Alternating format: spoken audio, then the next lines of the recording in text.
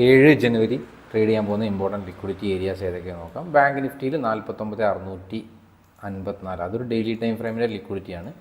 അവിടെ ടാപ്പ് ചെയ്യുമ്പോൾ മുകളിലേക്ക് പ്ലാനിങ് ആണ്. അതുപോലെ അപ്സൈഡിലാണെങ്കിൽ 50,384, അതിൻ്റെ മുകളിലേക്ക് മാർക്കറ്റ് ആദ്യം പോവുകയാണെങ്കിൽ ഞാൻ ഡൗൺ സൈഡിലേക്കും, 49,654 താഴേക്കാണ് മാർക്കറ്റ് വരുന്നതെങ്കിൽ അപ്പ് സൈഡിലേക്കുമായിരിക്കും ട്രേഡ് പ്ലാൻ ചെയ്യുക. ഇതാണിപ്പം കറൻ്റ് ഉള്ള ലിക്വിഡിറ്റി ഏരിയാസ് ബാങ്ക് നിഫ്റ്റിയിലുള്ള.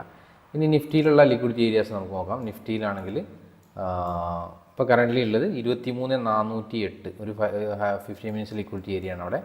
23,408 താഴേക്കാണ് മാർക്കറ്റ് ആദ്യം വരുന്നതെങ്കിൽ അപ്പ് സൈഡിലേക്കായിരിക്കും ഞാൻ ട്രേഡ് പ്ലാൻ ചെയ്യുക. ഇനി എല്ലാ മാർക്കറ്റ് ആദ്യം 23,779 മുകളിലേക്കാണ് മാർക്കറ്റ് ആദ്യം പോകുന്നതെങ്കിൽ ഞാൻ ഡൗൺ സൈഡിലേക്കായിരിക്കും ട്രേഡ് പ്ലാൻ ചെയ്യുക. ഇന്നത്തെ ലൈവ് ട്രേഡ് എല്ലാവരും കണ്ടെന്ന് വിചാരിക്കുന്നു. ഇന്ന് market straight direct down side ഫളാണ്. മാർക്കറ്റ് നമുക്ക് എൻട്രി ഒന്നും തരാതെ, ഹയർ ടൈം ഫ്രെയിമിൽ എൻട്രി ഒന്നും തരാതെ മാർക്കറ്റ് സ്ട്രൈറ്റ് ആയിട്ട് താഴേക്ക്, ഒരു അപ്പ് സൈഡ് ലിക്വിഡിറ്റി ഒന്നും എടുക്കാതെ താഴേക്ക് വന്നതാണ്.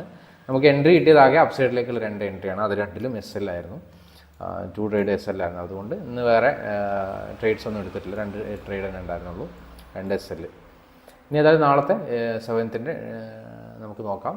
ചാൻസ് വരികയാണെങ്കിൽ എൻട്രി എടുക്കാം. എല്ലാവർക്കും ലെവൽസിൻ്റെ വീഡിയോ ഒക്കെ യൂസ്ഫുൾ ആവുന്നുണ്ടെങ്കിൽ എല്ലാവരും നല്ല കമൻറ്റ്സ് ചെയ്യുക, അതുപോലെ ലൈക്ക് ചെയ്യുക. ഇന്നലെ നമ്മൾ പറഞ്ഞ എക്സാക്ട്ലി ലെവൽസിന് മാർക്കറ്റ് നിഫ്റ്റിയിലൊരു ഇവിടുന്നൊരു അപ്പ് സൈഡിലേക്കുള്ള ട്രേഡ് പറഞ്ഞിട്ടുണ്ടായിരുന്നു. അവിടുന്ന് മാർക്കറ്റ് കറക്റ്റ് 150 പോയിൻ്റൊക്കെ പോയി. പക്ഷേ നമുക്ക് എൻട്രിയും തന്നിട്ടില്ല. പക്ഷേ ലിക്വിഡിറ്റി ഏരിയയിൽ നിന്ന് കറക്റ്റായിട്ട് റിയാക്ട് ചെയ്തിട്ടുണ്ടായിരുന്നു മാർക്കറ്റ്.